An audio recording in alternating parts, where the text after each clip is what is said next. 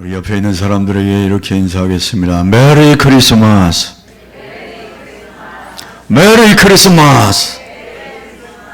네. 즐거운 성탄 여러분 가정에 여러분 개인들에게 충만하게 임하게 되시기를 바랍니다. 아침에 뉴스를 들어보니까 지금 베들레헴에는 2년 연속 트리가 세워지지 않고 있다, 그런 이야기를 합니다. 베들레헴은 예루살렘에서 밑에 남쪽으로 한 8km 정도 떨어진 곳에 위치합니다. 전쟁 때문에 정말 그곳이 가장 많은 사람들이 모여 기뻐하고 즐거워해야 할 장소인데 여전히 우울한 그런 상황이 있다고 합니다. 저와 여러분이 그 땅을 위해서도 끊임없이 기도해 주시면 감사하겠습니다. 그래서 어서 평화가 임하고 그곳 사람들도 구주를 찬송할 수 있도록 그런 날이 왔으면 좋겠습니다. 우리가 오늘 미가서 5장 2절 말씀을 읽었는데요. 미가서 5장 2절부터 쭉 내려가는 부분에 보면 위대한 왕이 탄생할 거다. 그리고 그 장소는 베들레헴일 것이다. 미가라고 하는 선지자는 예수님이 탄생하시기 전 700년 전에 살았던 사람입니다. BC 700년 그때 활동하던 선지자였는데 그가 하나님의 은혜로 예수 그리스도가 어디에 날 것인가를 이렇게 장소를 지명하고 그리고 거기서 위대한 왕이 탄생할 것이다, 그렇게 예언하게 되었습니다. 그래서 우리가 오늘 본문의 말씀을 중심으로 베들레헴과 예수 그리스도, 그런 제목으로 은혜를 받으려고 합니다. 왜 하나님께서는 하도 많은 이 장소들 중에서 말이죠, 의미가 있는 장소들이 얼마나 많습니까?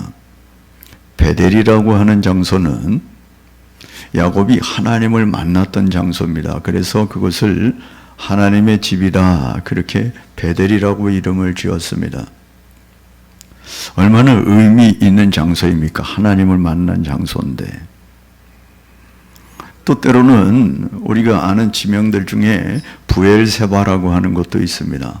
부엘세바는 언약의 장소, 약속의 장소, 그런 의미죠. 어떤 장소는 미스바라고 하는 것도 있습니다. 거기에서 사무엘이 온 이스라엘 백성들을 다 모아가지고 하나님이 우리를 여기까지 도우셨다, 그래서 도움의 돌을 세우고 에벤에셀이라고 불렀던 곳이기도 하죠. 길갈이라고 하는 동네도 있습니다. 길갈은 이스라엘 백성들이 출애굽해서 가나안 건너서 가나안 요단 땅 건너가지고 요단강을 건너서 처음에 진을 쳤던 곳이라 그곳에서 할례를 다 행하고 이제 우리가 새로운 백성으로 이제 가나안 땅에 들어가는 것을 기념하는 그런 길갈이라, 굴려보냈다, 뭐 그런 뜻을 가지고 있는 그런 땅도 있습니다.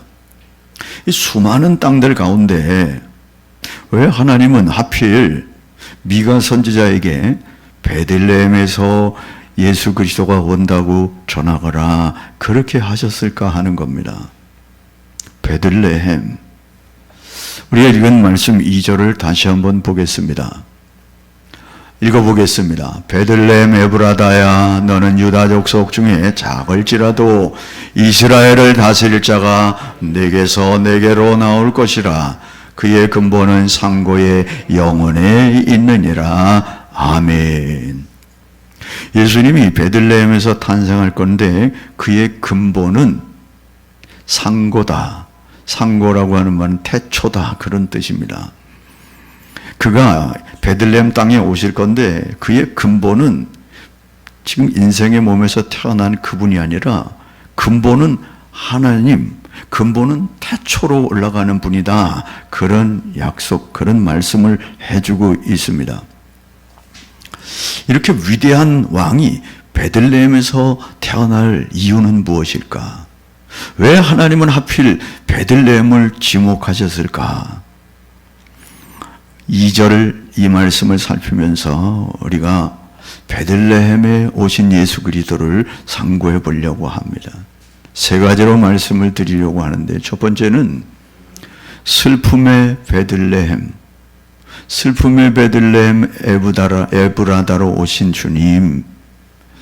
여러분, 제가 슬픔의 베들레헴이라 그랬는데, 지금 미가 선지자가 베들레헴을 지목하면서 베들레헴 에브라다야 그렇게 말하고 있습니다. 베들레헴이라고만 말하지 않고 에브라다야라고까지 이름을 이어서 기록합니다. 이 에브라다, 베들레헴, 베들레헴은 아주 작은 촌이었습니다. 왕이 태어나려면 예루살렘 수도에서, 그것도 왕궁에서 태어나야 맞지 않겠습니까? 그런데 이 시골 베들레헴에서 태어났다는 겁니다. 700년 전에 주님 말씀하신 그대로 700년 후에 주님이 그곳에 오셨습니다. 이상한 별을 보고 동방의 박사들이 출발했는데, 그 동방은 지금으로부터 한 시리아 정도 될 것이다, 그렇게 추측합니다. 그쪽 동방에서 동방의 박사들이 별을 보고 찾아와서 이 이스라엘에 도착하자마자 예루살렘에 갔습니다. 왜냐하면 예루살렘에 헤로드 왕이 살고 있었고 왕궁이 있었기 때문에 이 이스라엘의 위대한 왕은 왕궁에서 태어날 것이다, 그렇게 추측하고 그곳에 들어가서 물었습니다. 헤로드 왕이 굉장히 당황스러웠습니다. 나 말고 왕이 태어난다고 하니까. 그래서 신학자들을 부르고 유명한 사람들을 불러가지고, 야, 이스라엘의 왕이 태어난다는데 어디서 태어나는 건지 좀 알아보아라. 그랬더니 그들이 마태복음 2장 5절로 6절에 이런 이야기를 했습니다. 한번 보겠습니다. 읽어봅니다. 이르되 유대 베들레헴이오니, 이는 선지자로 이렇게 기록된 바, 유대 땅, 또 유대 땅 베들레헴아, 너는 유대 고을 중에서 가장 작지 아니하도다. 내게서 한 다스리는 자가 나와서 내 백성 이스라엘의 목자가 되리라 하였음이니라. 아멘. 이 대제사장과 서기관들이 미가 선지자가 말한 이 말씀을 알고 있었던 겁니다. 그래가지고 이스라엘의 위대한 왕은 베들레헴에서 난다고 성경에 기록되어 있습니다, 그렇게 이야기를 전했죠. 그래서 동방박사들은 베들레헴으로 내려간 거 아니겠습니까? 여러분, 그런데 그 베들레헴을 베들레헴이라고 말하지 않고 베들레헴 에브라다야라고 말하는데, 이 에브라다야라고 하는 이 에브라다는 원래 이름이 에브랏입니다. 에브랏. 에브랏이라고 하는 이름이 언제 등장하냐면 창세기 35장 19절에 등장합니다. 라헬이 죽음에 에브랏 곧 베들레헴 길에 장사되었고, 에브랏이 곧 베들레헴이라는 겁니다. 에브랏을 에브라다야, 에브라다 이렇게 불렀다는 겁니다. 에브랏 곧 베들레헴, 에브랏이나 베들레헴은 같다는 거죠. 그런데 그동안 많은 사람들은 베들레헴이라고만 불렀는데, 미가 선지자를 통해서 하나님께서는 베들레헴 에브라다야라고 쓰라는 겁니다. 여러분, 이 에브랏이 어떤 곳인가를, 창세기를 지금 저기 있는 저 말씀을 통해서 알 수가 있어요. 라헬이 누굽니까? 라헬은 야곱의 가장 사랑하는 부인이었습니다. 부인이 넷이나 있었는데 가장 사랑하는 부인이 라헬이었어요. 그래서 라헬이 낳은 아들을 굉장히 귀하게 여겼습니다. 그런데 라헬이 이 에브랏 베들레헴에서 아이를 낳다가, 물론 첫 번째 아이는 요셉이라는 아이를 낳았죠. 두 번째 아이를 낳다가, 이 아이를 낳다가 난산이 되어서 죽게 되었습니다. 너무 고통스러워가지고 이 아이를 낳는데 너무 난산이 힘들고 통곡하고 막 그러는데, 옆에 있던 산파가 아들 낳았습니다. 그랬더니 그 아들이 너무 자기 댁에는 고통인 거예요. 그래서 그 아들의 이름을 베논이라고 지었습니다. 베논이 슬픔의 아들이다, 고통의 아들이다, 그렇게 이름을 짓고 그 자리에서 죽었습니다. 얼마나 안타까운 일입니까? 그리고 그곳에 장사를 지낸 거예요. 그게 어디라고요? 베들레헴, 에브랏이라는 곳이라는 겁니다. 그래서 이스라엘 백성들은 에브랏 하면 늘 슬픔이 생각나는 거죠. 이스라엘 백성들이 누굽니까? 야곱의 12아들로 12지파로 구성된 그런 자녀들 아닙니까? 그러니까 우리의 조상 라헬을 생각할 때마다 에브랏에다가 그냥 떠난 게 아니라 야곱이 너무너무 슬퍼가지고 그 에브랏에 기념비를 세워놨습니다. 묘비를. 이곳이 나의 사랑하는 라헬이 죽은 곳이다. 그렇게 묘비까지 세워놓은 곳이거든요. 그러니까 베들레헴만 생각할 때는 그런 생각이 안 들다가도 베들레헴 에브라다야라고 말할 때는 야곱이 생각나고 라헬이 생각나고 그곳에 죽었던 자신들의 조상, 고통 가운데 부르짖었던 그 조상 라헬이 생각나게 되는 것이죠. 그런데 그곳을 지목하셨다는 겁니다. 그리고 베들레헴 에브라다야라고 말하는 이 베들레헴은 떡집이라는 그런 뜻입니다. 고통의 장소에 떡집의 장소로 이름이 바뀌었습니다. 왜 바뀌었는가? 이 에브랏은 고창지대라서 많은 곡식들이 나다 보니까 떡을 많이 만들어서 그렇게 먹었던 것 같아요. 그래서 떡 방앗간 요즘 같으면 그런 집들이 많이 있어서 베들레헴, 야 여기 떡 가게가 많네. 그래서 떡집 있는 곳 베들레헴, 그렇게 불려왔던 곳인 거죠. 그래서 그 뒤로는 에브랏이라고 부르지 않고 베들레헴이라고 이름을 바꾸어서 늘상 그렇게 부르고 있었던 것이죠. 그런데 하나님께서 그 장소를 지목하시고 베들레헴 에브라다라고 지목하셨다는 겁니다. 무슨 뜻일까요? 슬픔의 장소였지만 그곳에서 예수 그리스도가 태어남으로 말미암아 기쁨의 장소가 되게 될 것이다. 할렐루야.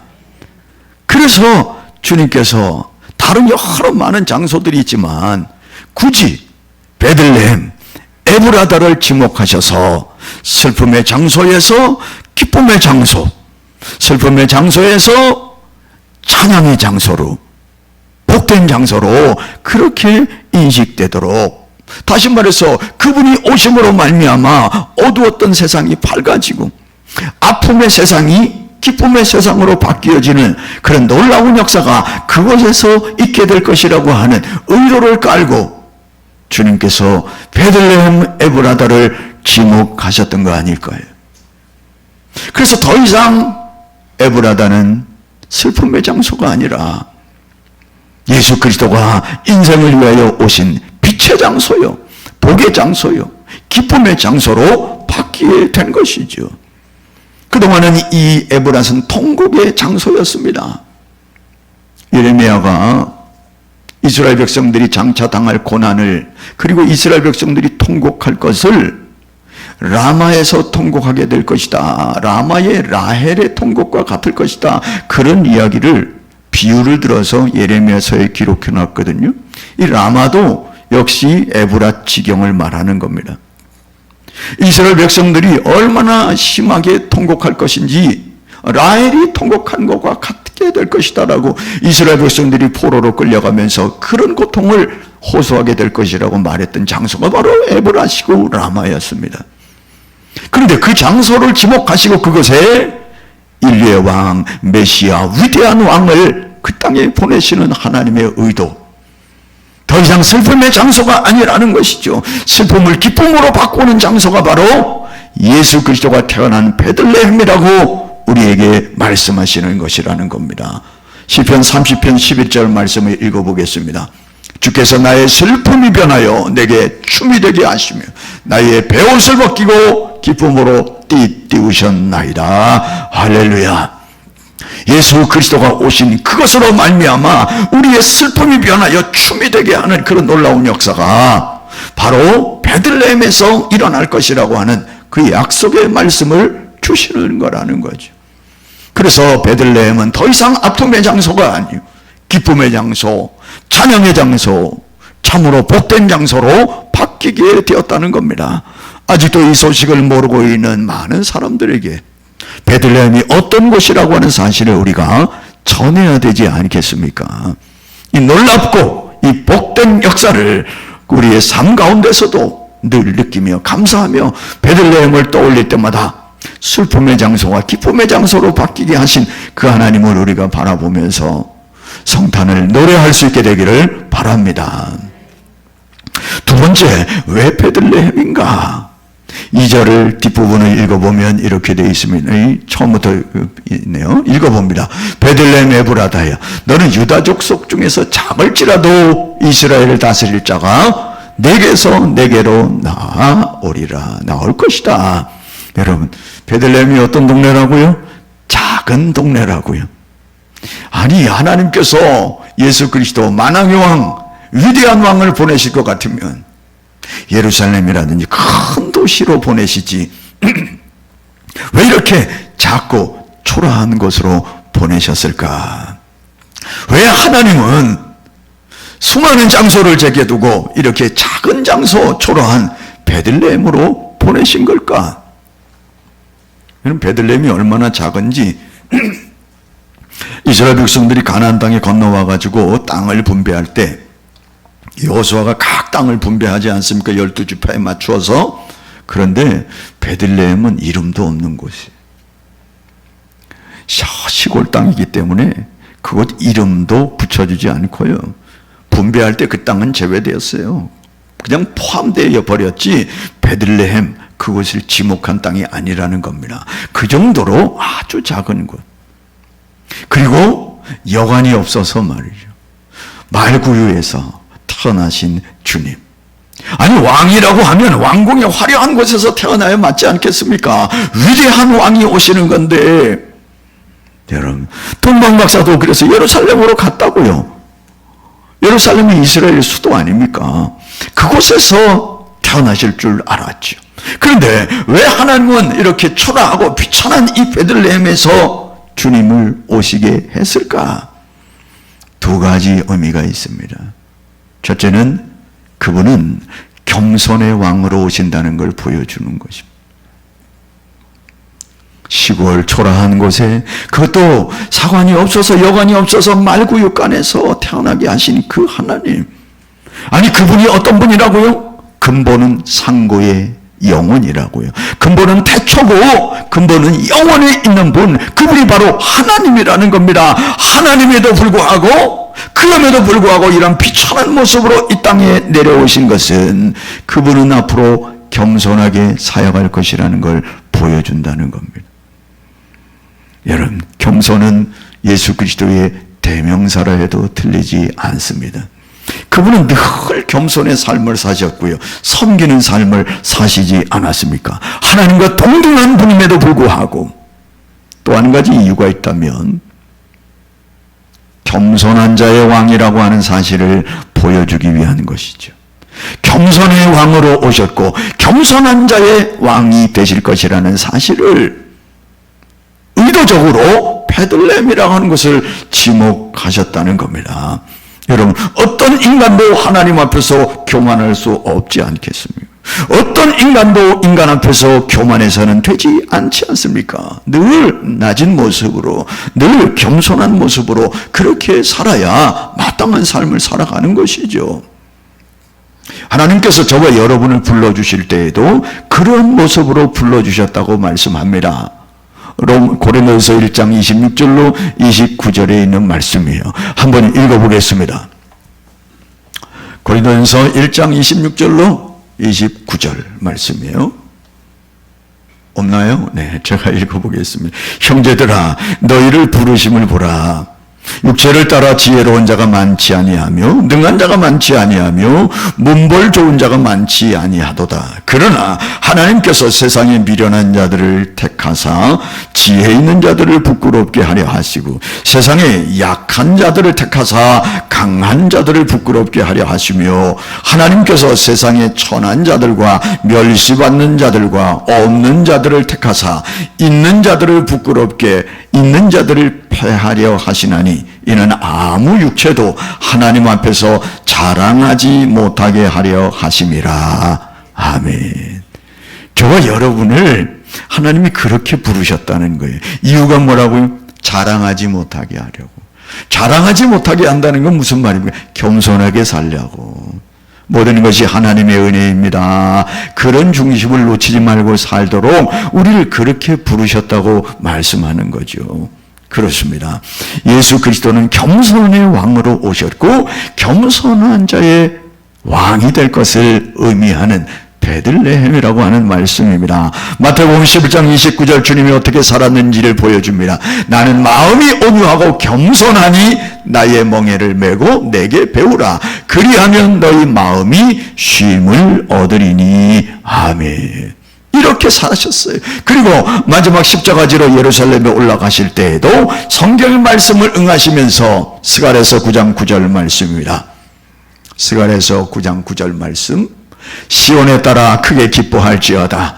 예루살렘에 따라 즐거이 부를지어다. 보라, 내 왕이 내게 임하시나니 그는 공의로우시며 구원을 베푸시며 겸손하여서 나귀를 타시나니 나귀의 작은 것 곧 나귀 새끼니라. 아멘. 스가랴 선지자가 예루살렘으로 입성하는 예수님의 모습을 그대로 기록하고 있는데 주님이 이 말씀 그대로 나귀를 타고 예루살렘으로 올라가셨지 않았습니까? 그렇습니다. 베들레헴에서 나신 이유가 바로 겸손과 직결된다고 하는 이 사실을 우리가 기억하여 주님의 모습을 본받아야 할 줄로 믿습니다. 그게 성탄의 의미라고 하는 것. 그게 베들레헴에서 예수 그리스도가 오신 이유이기도 한다. 우리가 이 말씀을 기억하면서 성탄절기에 더 겸손의 모습을 뒤돌아보면서 주를 닮아가는 귀한 성탄 되시기를 바랍니다. 마지막, 베들레헴에 오신 이유가 뭘까? 아주 중요한 의미가 있습니다. 아까도 말씀을 드렸는데 2절 끝부분에 뭐라고 말하냐면 그의 근본은 상고의 영혼에 있느니라. 그분이 태초에 계신 분이라는 거예요. 곧 하나님 외에는 이런 분이 없는데 곧 그분이 하나님의 아들로서 이 땅에 오신 것이죠. 오신 이유가 뭡니까? 내가 온 것은 양으로 생명을 얻게 하고 더 풍성하게 얻게 하려 한다. 다시 말해서 인생들을 살려주시기 위해서 오신 거 아닙니까? 죄로 말미암아 죽을 수밖에 없는, 아니 죽었던 인생들을 건져주시기 위해서 그분이 오신 거 아닙니까? 그러면 그 죄 때문에 다른 사람이 대신 죽어주면 그 죄를 사할 수 있겠는데 우리 인생들은 어떤 존재입니까? 로마서 3장 23절 말씀이에요. 모든 사람이 죄를 범하였으며 하나님의 영광에 이르지 못한다. 아무도 죄 문제를 해결할 사람이 없다는 겁니다. 그래서 죄 없는 예수 그리스도 하나님의 아들이 이 땅에 오신 것이죠. 그분에 대해서 빌립보서 2장 6절로 7절에는 이렇게 말합니다. 그는 근본 하나님의 본체시나 하나님과 동등됨을 취할 것으로 여기지 아니하시고 오히려 자기를 비워 종의 형체를 가지사 사람들과 같이 되셨다. 그렇게 사람들과 같이 오셔서 마침내 십자가 지신 거 아니겠습니까? 그것으로 말미암아 모든 인류의 죄를 사하도록 하신 것이죠. 그런데 그게 베들레헴과 무슨 상관이 있을까? 여러분 2절 말씀을 다시 보겠습니다. 베들레헴 에브라다야 너는 유다 족속 중에 작을지라도 이스라엘 다스릴 자가 내게서 내게로 나올 것이다. 여러분 이 베들레헴은 아까 말씀드렸는데 무슨 의미가 있다고요? 원래 의미는 베이트 레헴 이런 것입니다. 베이트레헴을 합해서 베들레헴, 베델이라고 하는 거기도 베이트엘 합해서 베델 이렇게 된 겁니다. 베이트는 집이라는 단어입니다. 엘은 하나님, 그래서 베이트엘 그 말은 하나님의 집이에요. 여기에 베이트레헴, 이건 떡의 집이라는 뜻입니다. 떡집이라는, 아까도 말씀드렸는데 떡가게가 많았던 것 같아요. 그래서 베들레헴, 그 떡 많이 파는데, 우리 마장동 하면 무슨 생각이 들죠? 우시장. 옛날에 참 거기 우시장이 있어서 마장동에 소고기 사러 마장동 가지 않습니까? 그런 의미예요. 떡집이라는 겁니다. 여러분, 이 떡집 예수 그리스도와 무슨 관계가 있을까? 요한복음 6장에 보면요, 예수님께서 베세다 들녘에서 오병이어로 놀라운 역사를 행하셨어요. 오병이어, 물고기 5마리 떡 2개 가지고 5,000명을 먹이고 12광주리는 남게 하는 놀라운 역사를 베푸셨어요. 그리고 나서 주님이 저 말씀을 하시는 겁니다. 27절에 썩을 양식을 위하여 일하지 말고 영생하도록 있는 양식을 위하여 일하라. 이 양식은 인자가 너희에게 주리니 인자는 아버지 하나님께서 인치신 자니라. 좀 어려운 말인 것 같아요. 야, 너희들 썩을 양식을 일하지 말고 썩지 아니한 영생하도록 하는 일을 위해서 일해라. 하나님의 일을 하라. 그런 의미로 말씀하셨습니다. 여러분, 그러면서 32절 33절에 이렇게 말씀해요. 예수께서 이르시되 내가 진실로 진실로 너희에게 이르노니 모세가 너희에게 하늘로부터 떡을 준 것이 아니라 내 아버지께서 너희에게 하늘로부터 참떡을 주시나니 하나님의 떡은 하늘에서 내려 세상에 생명을 주는 것이니라. 아멘. 떡을 베풀어서 남자만 5,000명이 먹었는데요, 여자와 아이들까지 하면 근 2만 명이 먹었을 겁니다. 그리고 12광주를 거둔 이 놀라운 역사를 행하신 뒤에 떡에 대해서 지금 말씀하시는, 이 떡만 먹으면, 이렇게 주님만 따라다니면 떡 문제는 해결되겠구나, 이런 생각들을 하고 있는 그들에게 이상한 이야기를 하시는 거예요. 썩을 양식에 일하지 말고 영원한 일을 위해서 일을 해라. 그러면서 모세가 너희에게 하늘로부터 떡을 준 거, 그거 만나지만 원래 그런 의미는 나를 통해서 나타나는 거야, 이렇게 말씀하시면, 하늘에서 떡을 내려 세상에 준다 이렇게 말하니까 그 이야기를 듣고 있던 사람들이 뭐라 그랬냐 하면, 주님, 이 떡을 우리에게 항상 좀 내려주세요, 그런 얘기를 했어요. 그랬더니 주님이 35절에 이렇게 대답하십니다. 읽어보겠습니다. 예수께서 이르시되 나는 생명의 떡이니 내게 오는 자는 결코 줄이지 아니할 터이요 나를 믿는 자는 영원히 목마르지 아니하리라. 아멘. 더 나가서 47절 48절에도 이런 말씀을 하세요. 진실로 진실로 너희에게 이르노니 믿는 자는 영생을 가졌고 내가 곧 생명의 떡이니라. 아멘.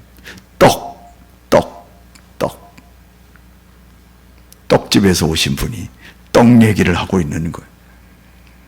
베들레헴에 오시면서 하나님께서 의도적으로 생명의 떡을 줄 자를 이 땅에 보내신다고 하는 그 의미를 베들레헴에 주신, 떡집에서 태어나도록 하셔서 육신의 떡이 아닌 영생의 떡이 오신다고 하는 사실을 가르치시기 위하여 의미 있는 베들레헴을 정하셨다는 거예요.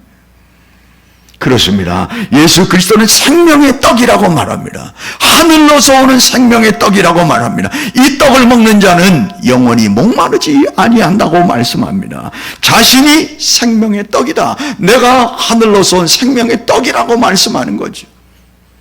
떡집에서 오신 그분이 생명의 떡과 연결지어져 이렇게 말씀하고 있는 것이죠. 여러분, 그런데 떡을 먹는다, 어떻게 우리가 예수님을 먹을 수 있겠습니까? 이러고 보이는 육체의 이 세상의 떡은 먹지만 예수님을 먹는 자는 영생 이루고 목마르지 않는데 어떻게 예수님을 먹으면 되는 겁니까 도대체? 여러분, 모세가 이런 얘기를 했습니다. 신명기 8장 3절 말씀이에요. 너를 낮추고 너를 줄이게 하시며 또 너도 알지 못하며 내 조상들도 알지 못하던 만나를 내게 먹이신 것은 사람이 떡으로만 사는 것이 아니요 여호와의 입에서 나오는 모든 말씀으로 사는 줄을 내가 알게 하려 하심이니라. 아멘. 모세가 이스라엘 백성들에게 이야기하는 거예요. 너희 전 조상들도 먹지 못했는 이 하늘의 만나를 너희들이 먹게 된 것은 뭐라고요? 떡으로만 사는 게 아니라 여호와의 입에서 나오는 말씀으로 사는 줄 알도록 하기 위해서 상징적으로 그런 의미를 가지고 너희들에게 보내주셨다, 그런 이야기를 하고 있는 것이죠. 그래서 주님도 이 말씀을 그대로 인용해서 마태복음 4장 4절에 예수께서 대답하여 이르시되 기록되었으되 사람이 떡으로만 살 것이 아니요 하나님의 입으로부터 나오는 모든 말씀으로 살 것이니라. 아멘. 그럼 이 말씀은 떡은 곧 뭐라는 겁니까? 하나님의 말씀이라는 겁니다. 하나님의 말씀을 먹는 것을 떡을 먹는 것이라고 말씀하고 있다는 거예요. 그런데 이 떡이, 이 말씀이 하나님 예수 그리스도라는 겁니다. 그건 어디에 나타나? 요한복음 1장 1절 말씀이에요. 태초에 말씀이 계시니라. 이 말씀이 하나님과 함께 계셨으니 이 말씀은 곧 하나님이시니라. 요한복음 1장 14절입니다. 말씀이 육신이 되어 우리 가운데 거하심에 우리가 그의 영광을 보니 아버지의 독생자의 영광이요 은혜와 진리가 충만하더라. 여러분, 말씀이 하나님과 함께 있었는데 그 말씀이 육신이 되었다. 그분이 누구나? 예수 그리스도라는 거예요. 그러니까 예수 그리스도를 통해서 오는 모든 말씀이 우리의 생명의 떡이 된다, 그 말이죠. 그래서 예수를 먹는다, 그 말은 말씀을 먹는다, 주님이 주신 말씀을 늘 순종하고 말씀을 붙들고 살아가는 그것을 바로 생명의 떡을 먹는 것이다, 그렇게 말씀하신다는 겁니다. 여러분, 괜히 베들레헴에 오신 것이 아니었습니다. 하나님의 철두철미한 계획 속에서 이런 의도를 가지고 베들레헴에 보내신, 떡집에 보내신 예수 그리스도가 생명의 떡이 될 것이라고 하는 의미를 가지고 아무 장소들, 얼마나 많은 장소인 베들레헴을 정하셔서 그 땅에 오게 하신 것이 바로 구주 성탄 베들레헴이라는 것입니다. 말씀을 맺으려고 합니다. 여러분, 하나님께서 예수 그리스도를 이 땅,